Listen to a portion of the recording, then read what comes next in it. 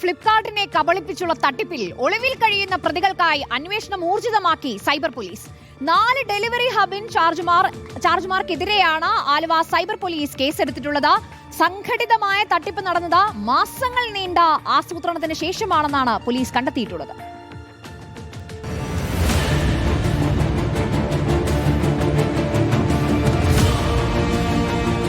ഒന്നിലധികം മൊബൈൽ നമ്പറുകൾ ഉപയോഗിച്ച് വ്യാജവിലാസങ്ങൾ സൃഷ്ടിച്ചും ഡെലിവറി ഹബിലേക്ക് എത്തുന്ന ഫോണുകൾ നഷ്ടപ്പെട്ടുവെന്ന് രേഖകളിൽ കാണിച്ചുമായിരുന്നു തട്ടിപ്പ്. ഫ്ലിപ്കാർട്ട് നൽകിയ പരാതിയിൽ കുറുപ്പുംപടി, മൂവാറ്റുപുഴ, കാഞ്ഞൂർ, മേക്കാട് എന്നിവിടങ്ങളിലെ ഡെലിവറി ഹബുകളിലെ 4 ഇൻചാർജുമാരെയാണ് പ്രതിയാക്കി കേസെടുത്തത്.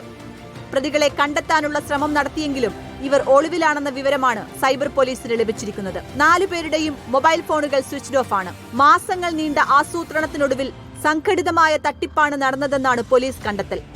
അതിനാൽ കൂടുതൽ പേർക്ക് പങ്കുണ്ടോ എന്ന സംശയവും പോലീസിനുണ്ട്. പ്രതികളെ കസ്റ്റഡിയിലെടുത്ത് ചോദ്യം ചെയ്യുമ്പോഴാകും ഇക്കാര്യത്തിൽ വ്യക്തത വരിക.